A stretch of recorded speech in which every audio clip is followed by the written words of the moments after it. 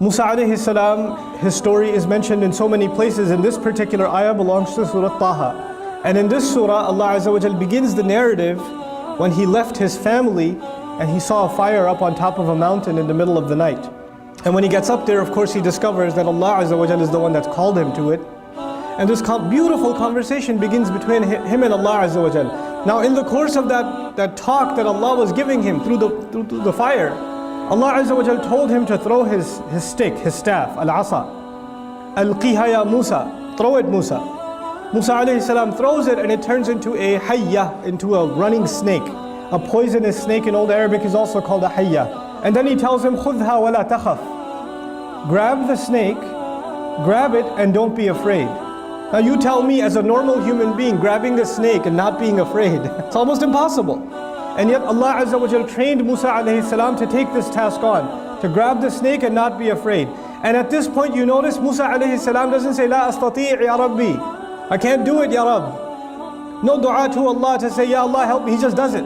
Put your hand in your pocket, in your sleeve, you take it out, it's going to be white. Another miracle I'm giving to you. Now so far Allah has asked him for a few things, some pretty shocking things.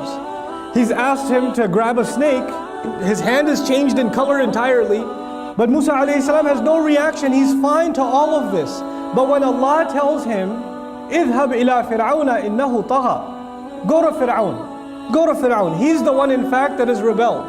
At this point Musa alayhi salam makes dua. So I would expect that he would turn to Allah and say, Ya Rabb, you want me to go talk to Fir'aun? Can you deal with his army? Can you put them all to sleep so I can go talk to him? Or can you pull him out of Egypt so I can talk with him over here? It might be safer for me. But he asks for none of this. He asked for none of this. This is the first command Allah gave Musa alayhi salam, that he didn't just do it, he said, Ya Allah, before I do it, I need some help. And so now we're learning that when Allah tells us to do something, you don't say, Ya Allah, I can't do it. You ask Allah for what you need so you can do it. He says, أولاً رَبِّ اشْرَحْ لِي صَدْرِي. Ya Allah, my master, expand my chest.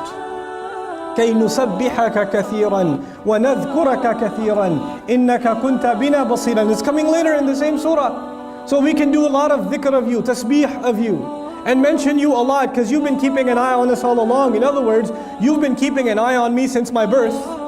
I should have died the day I was born because the soldiers were looking to kill him. And he could have died when his mother threw him in the basket. Then to throw the baby into the river, the basket could flip over, he could have died there too. Then he goes inside and when the soldiers see him, they could kill him right on sight. Then he's almost dehydrating, the baby's not drinking any milk. He could have died then too. There are like 10 times he could have died. So he says, Ya Rabb, you've been keeping me alive all this time. I know you'll keep me alive, but I need to remember that. Sometimes it's easy to say it, it's hard to remember it. So he says along with his brother, كَيْ نُسَبِّحَكَ كَثِيرًا وَنَذْكُرَكَ كَثِيرًا إِنَّكَ كُنْتَ بِنَا بَصِيرًا. You've been keeping an eye on me all along. Ya Allah, how will you let me go now? So now what gives us calmness of the heart?